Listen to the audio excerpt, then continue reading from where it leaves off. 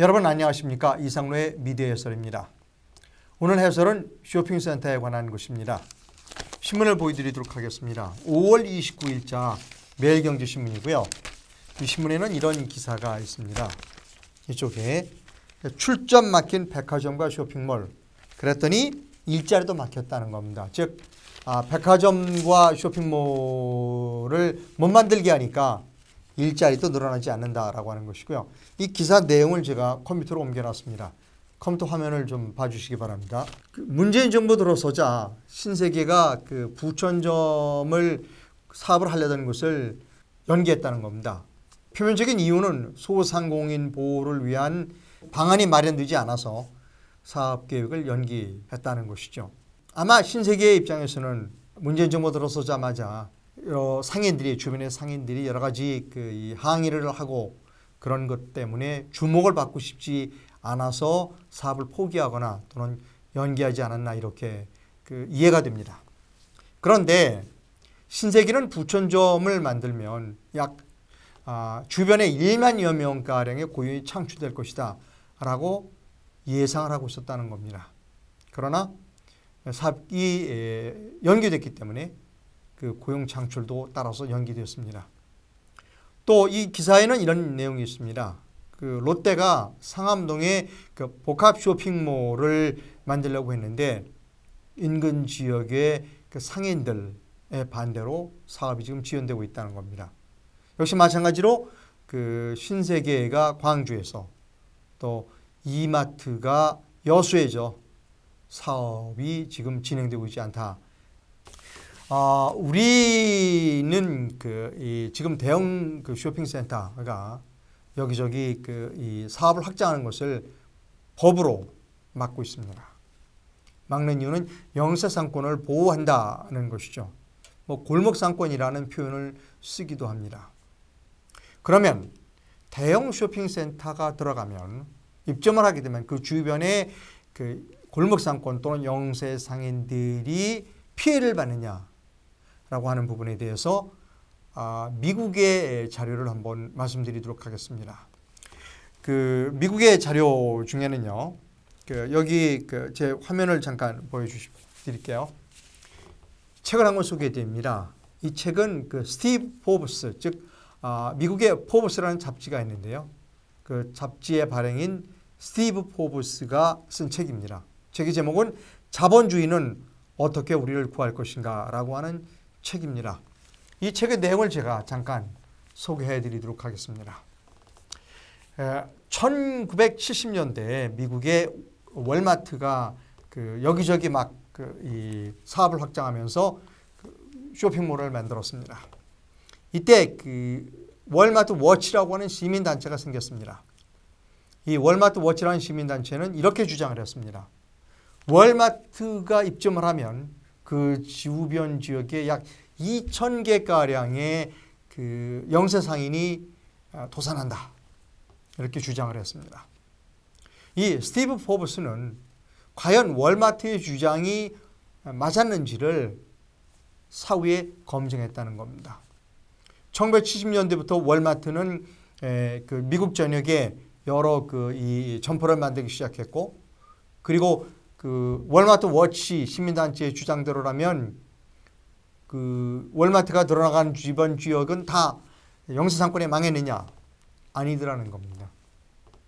조사를 해보니까 월마트가 들어간 지역에 오히려 주변에 여러 영세한 상인들이 많이 생겼고 도시가 발전했고 그리고 영세상인들이 돈을 벌었다는 겁니다. 그래서 어떤 업종들이 월마트 주변에 들어가는가 봤더니 월마트라고 하는 커다란 쇼핑센터가 들어서면 주차장도 넓고 사람들이 많이 오고, 그러니까 이제 영세상인들은 이렇게 생각한 겁니다. 저 주변에 가서 월마트가 제공하지 못하는 상품을 팔자. 월마트가 제공하지 못하는 서비스를 팔면 내가 돈을 벌 것이다. 그래서 영세상인들이 월마트 주변에 가서 상점을 만들었다는 겁니다. 아까 말씀드렸듯이 월마트에서는 팔지 않는 상품, 월마트에서는 제공하지 않은 이 특별한 서비스를 소비자들에게 제공하는 그런 영세업체들이 늘어났다는 겁니다. 따라서 월마트 워치라고 하는 시민단체의 주장, 대형 쇼핑센터가 들어가면 그 주변의 영세상인들이 도산한다라고 하는 주장은 틀렸다는 겁니다. 맞지 않았다는 것이죠. 오히려 대형 쇼핑센터가 그 지역의 경제를 살렸다는 것입니다. 그러면 우리나라는 어떨까요? 여기 이 신문을 하나 보여드리도록 하겠습니다. 이 신문은 매일경제신문 5월 30일자인데요. 제목이 이렇게 되어 있습니다. 고용 창출과 지역 상승에도 불구하고 우리나라 대형 쇼핑센터들은 환영을 받고 있지 못하다, 이런 내용입니다. 그런데 이 기사를 보면 우리나라 대형 쇼핑센터가 만들어진 곳에 어느 정도 고용이 늘어나는지를 확인을 했습니다. 컴퓨터 화면을 좀 봐주시기 바랍니다. 이 기사에 따르면 진주 혁신도시가 만들어지고 처음에는 변변한 상점이 없어서 사람들이 입점도 안 하고 여러 도시가 발전되지 않았는데, 롯데가 쇼핑몰 허가를 받았다는 소문이 도니까 주변에 상점들도 만들고 그 주변에 이 부동산도 좀 건설하고 해서 신규 사허가 건수가 330건으로 폭주했다는 겁니다. 그리고 진주 롯데몰이 만들어지고 나니까 직원이 800명이 고용이 됐고 그중에 500명이 진주 시민이었다는 겁니다. 즉 500명의 진주 시민이 고용이 창출된 것이죠. 이천도 마찬가지인데요. 롯데 이천점은 개점하기 전에는 그 이천 도시의 그 도소매 근로자가 227명에 불과했는데 롯데 이천점이 만들어지고 난 뒤엔 1280명으로 대폭 늘어났다는 겁니다. 고용이 증가됐죠. 작년에 오픈을 한 신세계 하남스타필드는 5,000명이 그 안에서 근무를 하고 있습니다. 신세계 측 주장에 따르면 주변의 고용 인원까지 합치면 3만 명 정도 된다, 이렇게 기사가 소개하고 있습니다. 이 기사 내용을 조금 더 자세하게 제가 한번 보여드리도록 그렇게 하겠습니다. 여기 이 컴퓨터 화면에 제일 우측에 보면 여기 도표가 있습니다. 이 도표는 롯데 아울렛 이천점이 만들어진 지역의 일자리의 변화를 보는 겁니다. 자, 요 검은색은 짙은 그래프는 만들어지기 전, 이 흐린 그래프는 이천점이 만들어진 이후입니다. 도소매업 증가는 227명에서 1286명으로 늘었고요.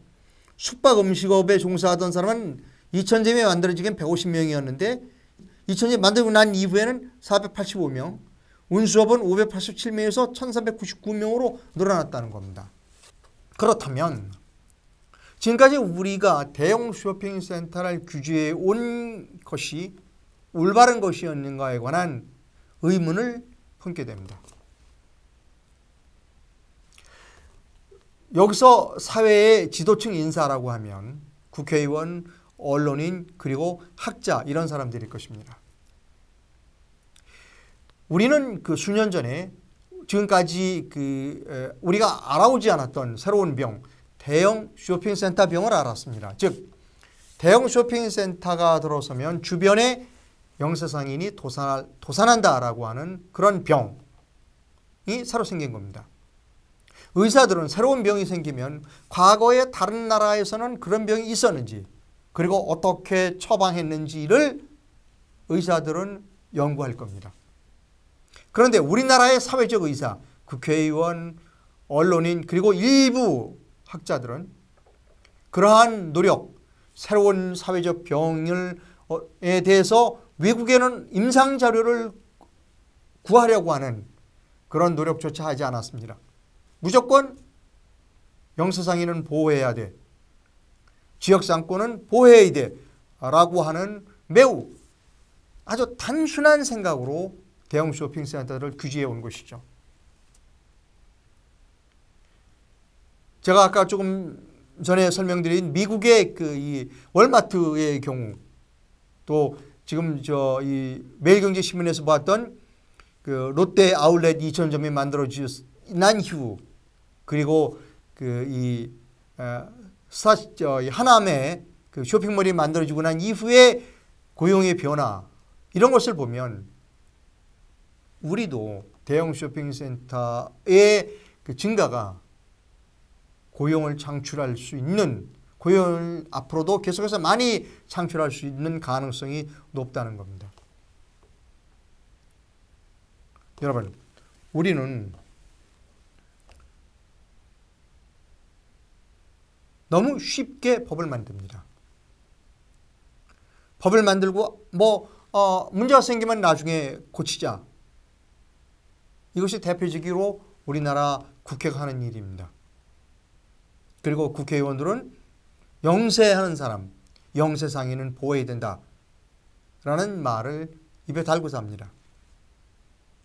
그래서 어떤 국회의원들을 보면 많은 국회의원이 그럽니다. 내가 그 자기 지역에 대형 쇼핑센터 들어가는 걸 막았다. 이것을 자랑스럽게 말하고 다니는 국회의원도 있습니다.